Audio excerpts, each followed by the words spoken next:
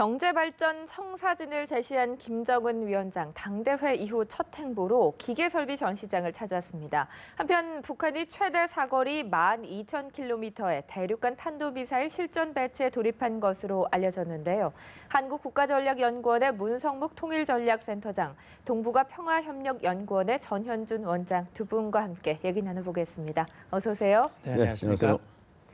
네, 김정은이 당대회 이후에 첫 공개 행보로 기계설비 전시장을 찾았습니다. 조금 전에 사진이 나갔는데 평소 현지 시찰 때는 인민복 차림으로 갔는데 이번에는 양복을 입고 갔거든요. 어떤 의도가 있을까요? 예, 그게 아마 당대회 이후에 이제 첫 공개 행보로서 기계설비 전시장을 찾았다 하는 점과 또 복장이 평소에 입지 않았던 이 양복, 흔히 입지 않았던 양복을 왜 입었느냐 하는 것인데 일단 뭐 기계 전시장을 찾은 것은 이번 당대회에서 이제 김정은이 승리자의 대회다. 그다음에 사상 강국, 이 군사 강국은 이제 이루었다. 핵보유국으로서. 그러나 남은 과제는 경제다라고 하는 것을 스스로 사업 총화에서 밝혔고 앞으로는 인민의 이 경제를 발전시키기 위한 모든 노력을 하겠다. 물론 경제핵 병진이라고 하는 것을 항구적으로 추진하겠다고 하는 걸 밝혔습니다만 역시 본인이 경제 문제에 대해서 이제 앞으로 집중력을 발휘해서 하겠다라고 하는 의지를 행동으로 보여주는 첫 번째 조치라고 보여지고 아마도 그 넥타이 양복 차림이 정확히 무슨 의미일지 알 수는 없습니다만 그러나 이번에 이제 7차 당대회를 통해서 본인이 이제 노동당 위원장이라고 하는 새로운 직책을 받았고 그다음에 김정은의 조선, 김정은 시대를 열어나가는 그런 새 시대에 아마도 그 당대회에 입었던 그 모습으로 다시 나타남으로써 이제 새 시대의 새 지도자의 모습 또 인민에게 다가가는 보다 친화적이고 친숙적인 경제에 집중하는 모습을 좀 보여주고 싶어하는 그런 어떤 의도가 아니었을까 한번 추정을 해봅니다. 네, 왜 이곳을 택했는지 그리고 왜 그런 의상을 택했는지 의도를 짚어봤고요. 그 당대회 이후에 당대회를 평가하는 다양한 포럼, 학술회들이 열리고 있는데 국내 한 포럼에서 북한이 이번 노동당 대회에 최소 2억 달러, 우리 돈으로 약 2,300여 원을 썼다라는 분석이 나왔습니다. 정말 이 정도 썼다면 경제를 살리겠다고 당대회에서 선포를 했지만 오히려 당대회 때문에 경제가 휘청이게 된 거 아닙니까? 뭐 휘청일 정도는 아닐 것 같습니다. 2억 달러 정도 썼다고 해서 경제 자체가 흔들릴 것은 아닌 것 같고 이제 단일 행사로 뭐 소모성 경비를 그렇게 쓴 것에 대해서 좀 비판은 받아야 되지 않을까 싶습니다. 그런 것들을 인민경제로 돌려서 인민생활 향상을 위해서 썼다고 한다면 칭찬을 받겠습니다만은 김정은 이번에 이제 대관식 김정은을 위한 그런 행사에서 그렇게 많은 돈을 썼다고 하는 그런 것 같습니다. 아마 대개 이번에 이 모양 저 모양으로 직간접적으로 당대에 관련된 사람들을 한 400만 정도 잡고 그 사람들을 위해서 한 50달러 정도 썼다. 그렇게 아마 계산을 한 것 같습니다. 근데 실제 있어서 뭐 이런 정도보다 저는 더 들었지 않나 싶어요. 총체적으로는. 왜냐하면 지금 주민들 모두에게 선물을 줬을 거란 말이죠. 뭐 학생들에게 과자를 준다든가 뭐 학용품을 준다든가 주민들에게도 하다못해 뭐 담배라든가 고기라도 한 덩어리 더 줬을 걸로 생각해도 기념이니까 그렇지 않겠습니까? 그다음에 물론 행사자뿐만 아니라 이번에 대표자 약 3,400명에게 중국산 LED 이 최신 TV를 또 선물했다는 얘기도 있지 않습니까? 뭐 그런 것처럼 다 따진다고 한다면 상당히 많은 자금이 들어갔을 텐데 다만 이 모든 자금들을 수령 경제나 또 군 경제, 당 경제에서 다 됐을 것인가 그렇지는 않을 것 같습니다. 일부 국가 차원에서 돈을 댔겠습니다만은 상당히 많은 또 액수를 충성 자금으로 주민들로부터 거뒀고 또 해당 기업소라든가 공장, 뭐 농촌 이런 또 돈주, 돈 많이 있는 사람들이 있거든요. 북한에 지금 돈주들이 이런 등등의 사람들이 자력갱생 차원에서 돈을 내서 자체 충당했을 걸로 그렇게 생각이 되거든요. 그래서 많은 돈이 들었겠습니다만은 그런 것들이 이제 부담이 서로 분산이 됐기 때문에 한 곳이 망가진다든가 그런 것 같지는 않습니다. 또 선물을 주기 위해서 북한의 공장들 관련된 그런 공장들은 또 망가동을 시켰을 것 같습니다. 네. 그 망가동 한다고 하는 것은 또 어떻게 보면 또 인민경제 신발을 만든다든가 그렇지 않습니까? 그런 또 상황도 고려를 해야 되지 않을까 싶습니다. 네. 근데 돈을 주민들에게 충당을 하면서 당대회 전부터 주민들의 불만이 상당하다라는 보도들이 많이 나왔었잖아요. 그 그렇습니다. 미국의 한 전문가가 김정은이 경제난을 해결 못하면 정권의 갈등이 커질 수 있다 이런 지적을 내놨습니다. 그런데 당대회에서 김정은이 노동당 위원장으로 추대가 됐죠. 그렇죠. 아무래도 명실상부 최고 권력의 정점에 섰는데 경제가 안 좋다고 이게 권력이 흔들릴 수가 있을까요? 예, 이제 이번 당대회를 통해서 김정은이 명실공히 아버지로부터 이제 권력을 물려받은 것을 대관식을 통해서 이제 확고한 지위를 얻는 어떤 절차적인 그런 수순을 밟았다. 그리고 당위원장이라고 하는 새로운 직책, 다시 말하면 과거에 있었던 제1비서, 제1위원장이라고 하는 꼬리표를 떼고 이제는 공식적으로 최고 지도자, 할아버지와 아버지의 반열에 올랐다. 그리고 그걸 뒷받침하기 위해서 네. 당 규약을 개정하고 또 이 조직 개편도 일부 있었죠.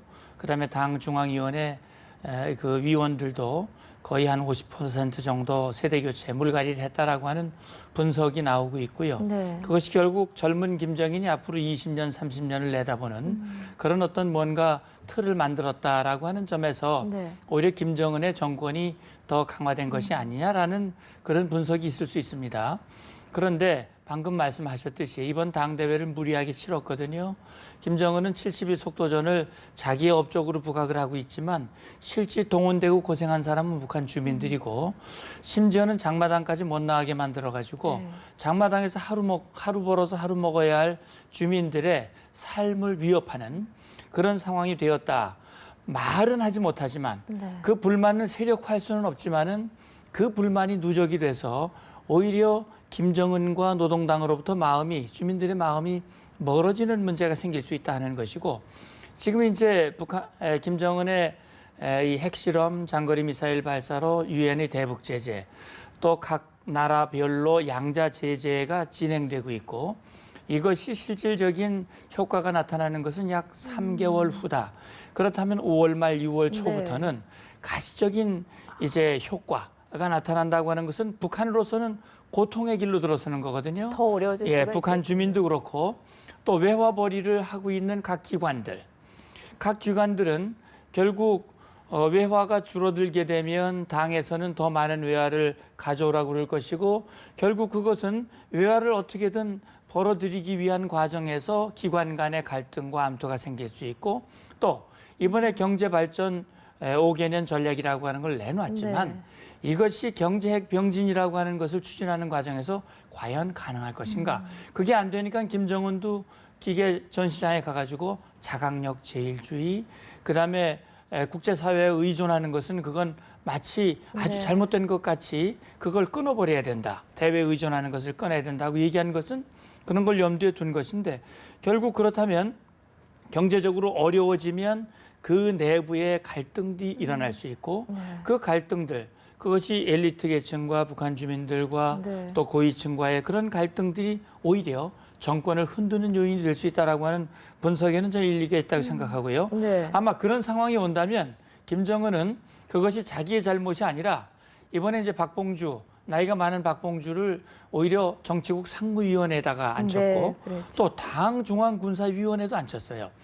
그래서 이런 걸로 봤을 때 이제는 박봉주의 어깨가 무거워졌고 짧은 시간 내에 그 경제적인 성과가 일어나지 않으면 아마도 과거에도 그랬듯이 경제적인 그 실패의 책임을 특정 인물에다가 주고 김정은은 아무런 잘못이 없는 것 같이 네. 또 국제사회 압박 때문에 이렇다라고 국제사회로 또 책임을 돌리면서 그 추가 핵실험이라든지 이런 카드를 쓸 가능성도 있는 거죠. 네, 그 경제를 어떻게 살릴 것인가 북한으로서도 상당히 고민이 깊을 수밖에 없는 것 같은데요. 대북 제재로 더 어려워질 가능성만 지금 큰 상황입니다. 그리고 북중 경제 협력도 꽁꽁 얼어붙은 상태인데 그런데 이례적으로 북한이 중국에서 개막한 실크로드 국제 박람회에 참가를 했다고 하거든요. 예. 여기에 어떤 의미를 부여할 수 있을까요? 예.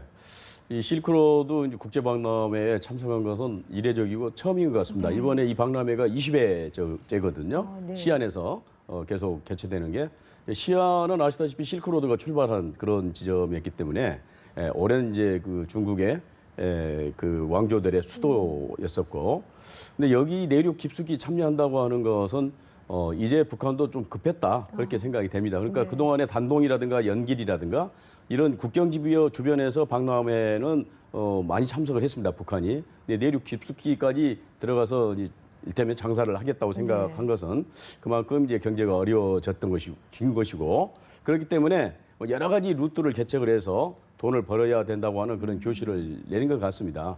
북한은 사실 직업 선택의 자유가 없기 때문에 네. 주민 모두가 당의 어떤 그 계획에 의해서 배치가 됩니다. 배치. 그래서 명령을 내려서 너는 농장에서 근무하고 너는 공장에서 근무하고 너는 외화벌이 가서 근무하라고 하면은 그래서 해야 되는 것이거든요.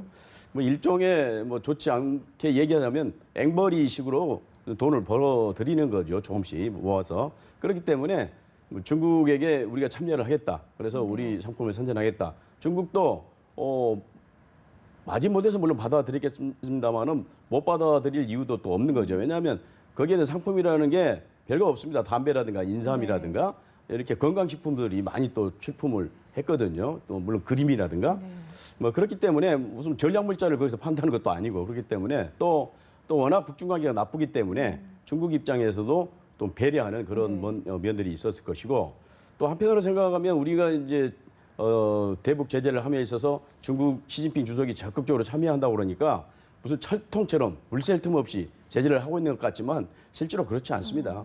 할 거 다 하고 전략 물자가 아닌 한에서는 거의 모든 것들이 지금 유통되는 그런 상황에 있거든요. 그렇군요. 그래서 네. 그래서 뭐 중국이나 북한이나 현재로서는 아주 최악의 상황은 아닌 것 같습니다. 경제 관계가. 네.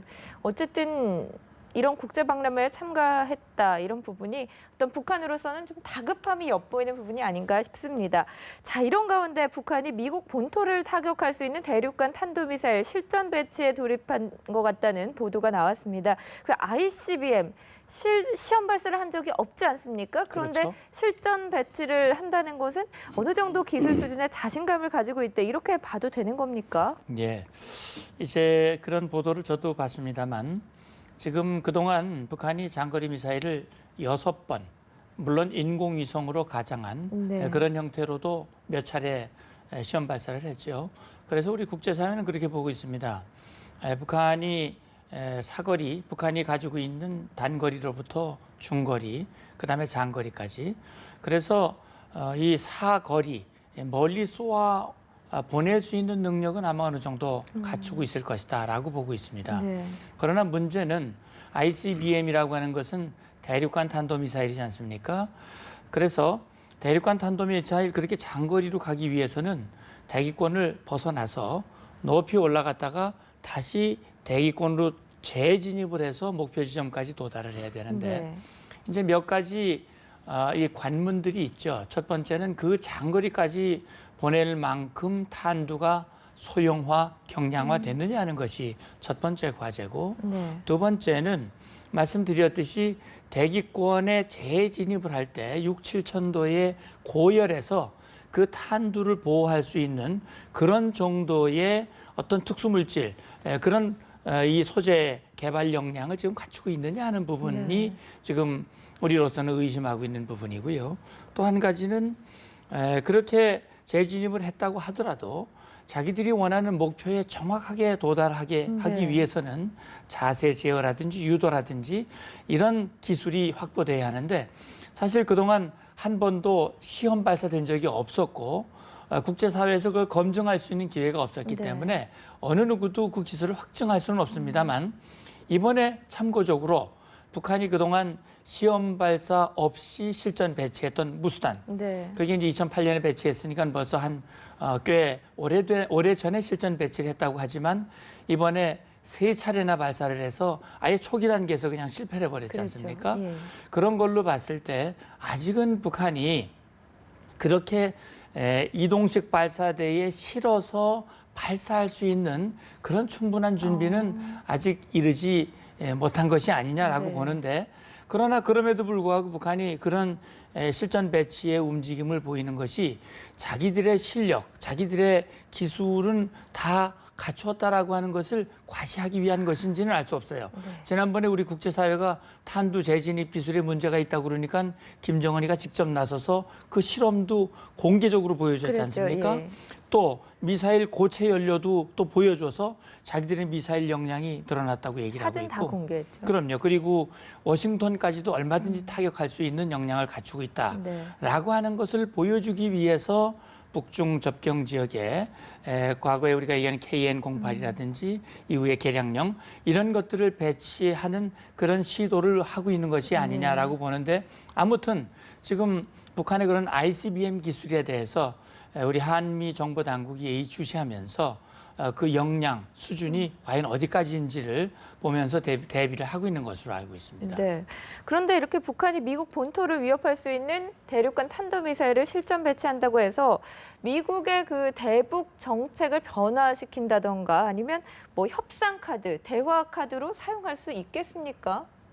미국이 뭐 거기에 전혀 응할 생각이 없는 것 같습니다. 네. 물론 미국이 그걸 절대적인 위협으로 생각한다면 협상에 응하겠습니다만 아직까지 미국이 그렇게까지 심각한 위협으로 생각하지는 않은 것 같고 다만 북한은 이제 미국을 압박할 수 있는 카드라고 하는 것이 핵이라든가 미사일 네. 이런 것밖에 없기 때문에 그 카드를 활용해서 또 미국을 압박하고 있는 것 아닙니까?